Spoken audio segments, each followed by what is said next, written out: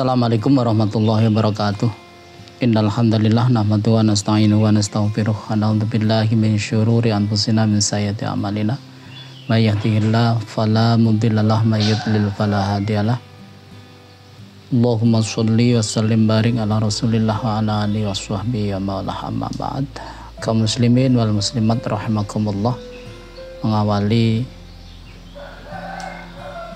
kajian kali ini, mari kita bersama-sama panjatkan rasa syukur kita kehadirat Allah Subhanahu wa taala biqauli alhamdulillahirabbil alamin. Shalawat dan salam mudah-mudahan tetap terlimpah tercurah pada Rasulullah Muhammad sallallahu alaihi wasallam biqauli Allahumma sholli wa sallim barik alaihi.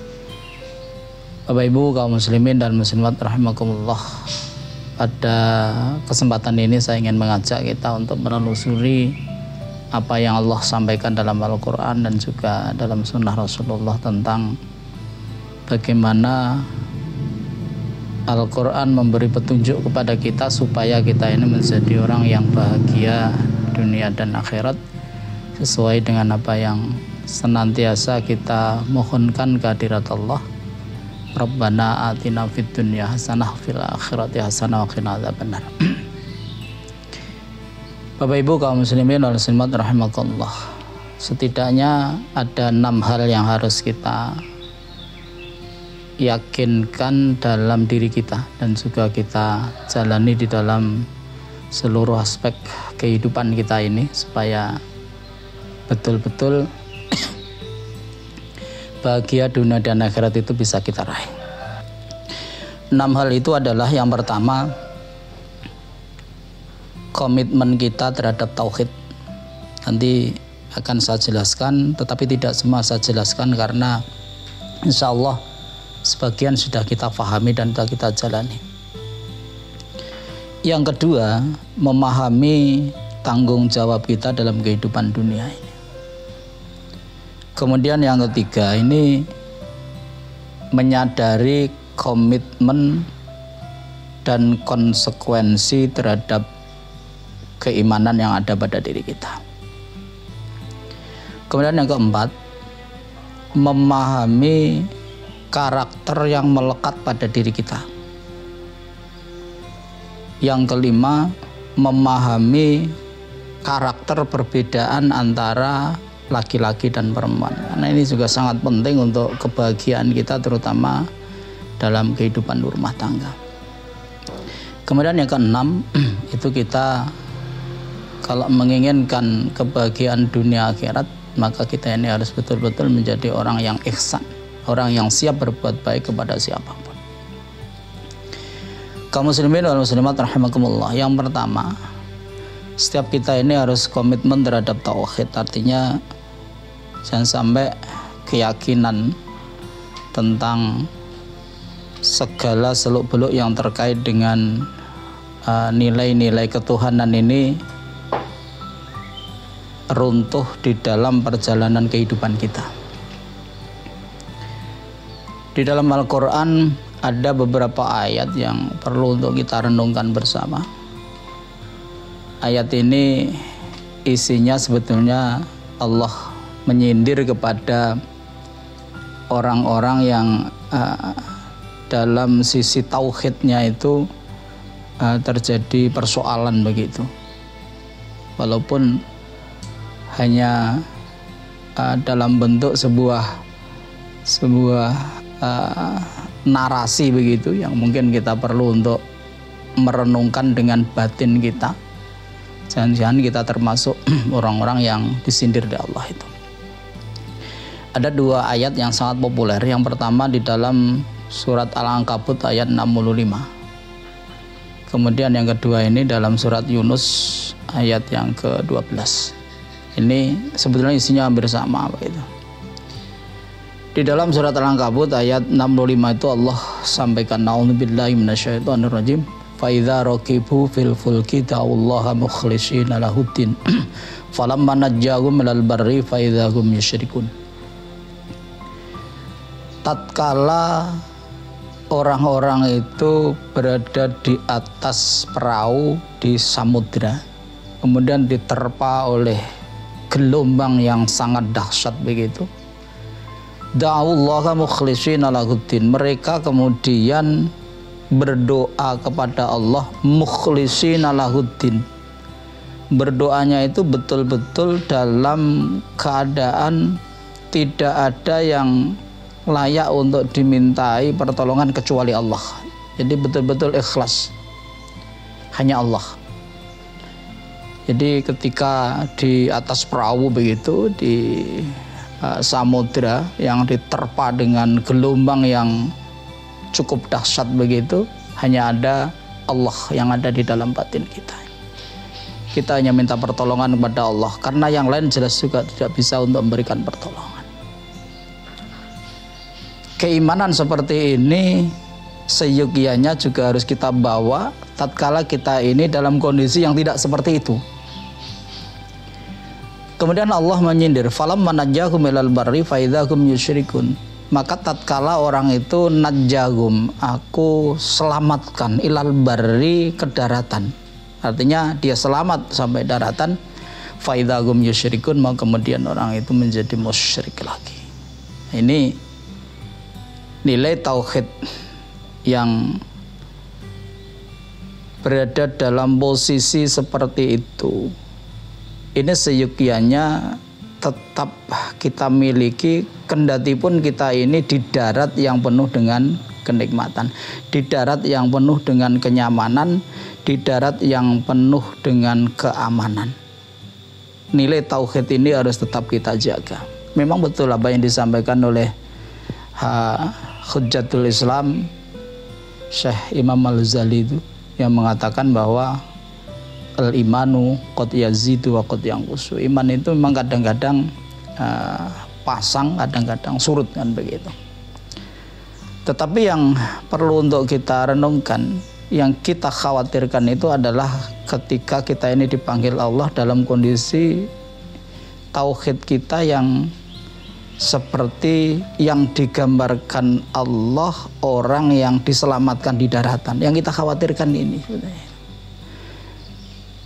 kalau tauhid kita ini seperti orang yang berada di atas safinah fil bahri, jadi berada di perahu yang ada di samudra begitu, yang berdoa pada Allah itu mukhlishina lahuddin, hanya karena Allah begitu. Maka inilah sebetulnya yang kita harapkan tatkala nanti kita ini pada saat Allah memanggil kita ini. Dan posisi yang mukhlishina lahuddin inilah sebetulnya ketika dicabut nyawa kita itu, mereka-mereka itulah yang disebut dengan orang yang husnul khatimah. Kemudian kalau di dalam surat Yunus ayat 12,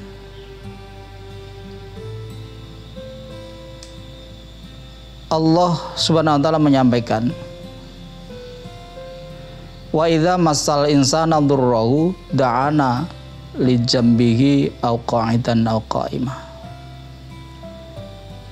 Manusia itu tatkala ditimpa sesuatu yang membahayakan, durun, da'ana li jambihi aw qa'idan aw qa'imah, maka manusia itu memohon kepada saya, kata Allah, li jambihi aw qa'idan aw qa'imah, baik itu tatkala dia itu terlentang tidur begitu, au qa'idan atau dia itu dalam posisi duduk, au qa'iman atau dalam posisi berdiri. Artinya ketika orang ini ditimpa ad-durru, sesuatu yang membahayakan, manusia ini biasanya kedekatan batinnya kepada Allah itu cukup luar biasa. Dia berbaring ingat pada Allah, dia berbaring berdoa pada Allah, dia berbaring selalu memohon keselamatan, hilangnya ad-durru itu. Dia duduk juga begitu. Dia berdiri, berjalan, senantiasa mengingat Allah dan mohon pada Allah. Tetapi dawuh Allah di dalam Al-Quran itu, falamma kasyafna anhu durrahu ka'alam marra ka'alam yad'una ila masadurri ila durri masah kadzalika zuina lil musyrifina ma kanu ya'malun. Tetapi tatkala ad-durru itu sudah aku cabut, kata Allah. Falamma kasyafna anhu durrahu marra ka'alam yadenguna ila durri massah. Maka dia berjalan di atas bumi ini seakan-akan tidak pernah meminta hilangnya ad-durru itu kepadaku. Bahkan kadang-kadang kalau ditanya orang, ketika misalnya ada sesuatu yang menimpa kepada kita, misalnya kita ditimpa kemelaratan, kemiskinan, ditimpa penyakit dan lain sebagainya, kemudian kita ini dekat sekali pada Allah, maka tatkala misalnya kita ini kemudian dihilangkan oleh Allah ad-durru itu, imbagan itu, kalau miskin kemudian itu kaya, kalau sakit kemudian dia itu sembuh, maka kadang-kadang ketika ada orang lain bertanya kepada kita, wah sekarang luar biasa kamu menjadi orang kaya, maka kadang manusia itu menjawab dengan meniadakan Allah. Ketika ditanya misalnya, wah sekarang sukses usahamu, maka kadang-kadang jawabnya itu, wah ngene iki aku mbiyen ya konol, saya itu jungkir balik bisa menjadi seperti ini. Jadi saya itu juga pernah bangkrut, pernah begini. Tapi akhirnya karena saya betul-betul berupaya maksimal, akhirnya saya sudah menjadi seperti ini. Padahal ketika dia itu menjadi orang yang tertimpa ad-durru, tertimpa sesuatu yang membahayakan, dia dekat sekali dengan Allah Subhanahu wa taala. Tetapi tatkala ad-durru itu dihilangkan oleh Allah, maka seakan-akan dia berjalan di atas bumi ini tanpa merasa pernah berdoa kepada Allah untuk hilangnya ad-durru itu dari dirinya ini. Maka ini menjadi bahan renungan kita. Kemudian di akhir ayat itu Allah sampaikan, kadzalika zuyyina lil musyrifina ma kanu ya'mal. Seperti itulah orang-orang yang hidupnya ini melampaui batas itu dihiasi, yakni dengan merasa baik apa-apa yang ia lakukan di dalam kehidupannya. Jadi kalau di Al-Ankabut itu disebutkan kembali kepada yusyrikun, musyrik, maka di surat Yunus ini Allah sampaikan zuyyina lil musyrifina ma kanu ya'malun. Jadi musyrif, orang yang melampaui batas. Bentuk melampaui batas itu adalah mereka itu musyrik. Konkretnya musyrik di situ adalah bahwa manusia ini kemudian menduakan Allah di dalam mengatasi persoalan hidupnya ini. Bahkan kadang-kadang Allah itu berada jauh di mana begitu, jauh di sana begitu. Nah, ini yang perlu untuk kita renungkan bersama. Jangan sampai terjadi seperti ini. Jangan sampai terjadi seperti ini apapun ad-durru yang menimpa pada kita. Jadi kita ini kan sebetulnya sesuatu yang menimpa kita yang tidak kita sukai ini bermacam-macam, dan antara satu dengan yang lain itu berbeda. Mungkin masalah ekonomi, mungkin adalah masalah kesehatan, mungkin itu ada yang masalah pada diri kita sendiri, ada yang masalah pada keluarga, pada anak, pada sebagainya. Tapi intinya ad-durru itu adalah sesuatu yang terjadi yang tidak sesuai dengan apa yang kita inginkan. Karena setiap kita itu punya keinginan, dan keinginan kita ini memang ukuran kemanusiaan itu pasti baik, walaupun yang kita inginkan itu sebetulnya belum tentu baik dalam ukuran pandangan Allah. Karena yang tahu persis itu adalah Allah Subhanahu wa taala.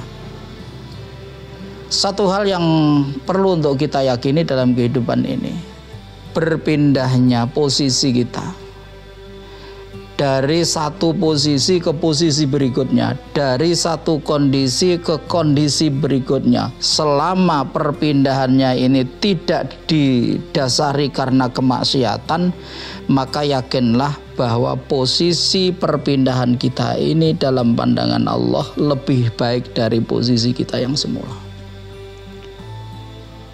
Jadi selama ini bukan karena maksiat. Kalau karena maksiat ini lain persoalannya.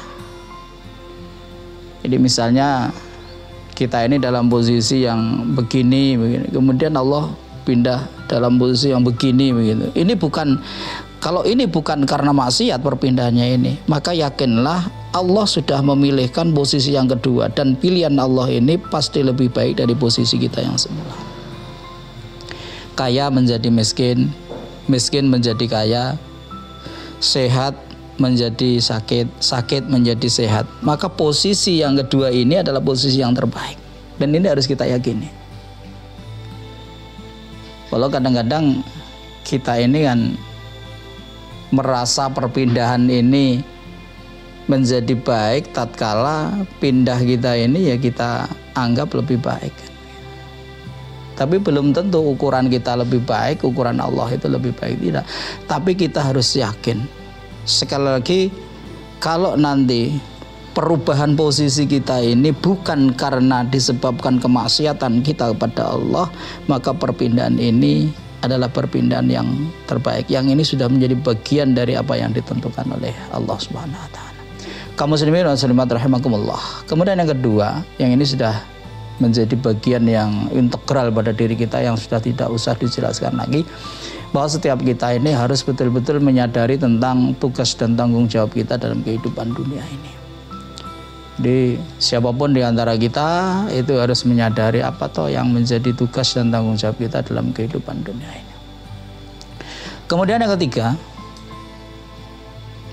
yang juga harus kita perhatikan dalam rangka untuk meraih sa'adah fid dunya wal akhirah, itu adalah bahwa setiap orang yang beriman itu harus menyadari konsekuensi dari keimanannya. Allah sudah sampaikan di dalam Al-Quran, A'udzubillahi minasyaitonirrajim, ahasiban nasu ayyutsraku ayyaqulu amanna wa hum la yuftanun. Apakah manusia itu mengira ketika dia itu mengucapkan saya beriman, kemudian dibiarkan saja oleh Allah Subhanahu wa taala dan tidak diuji? Artinya apa? Ketika kita ini sudah berkomitmen untuk menjadi seorang yang beriman, maka konsekuensinya adalah orang yang beriman ini pasti akan diuji oleh Allah. Tidak mungkin tidak. Karena Allah sendiri sudah menyampaikan seperti itu. Cuma nanti ujiannya macam-macam, dan ini juga sudah kita jelaskan di pertemuan-pertemuan yang lalu. Kemudian yang keempat, setiap kita ini harus menyadari tentang karakter kita masing-masing, kelebihan dan keunggulan jiwa kita. Wa fi anfusikum afala tubsirun.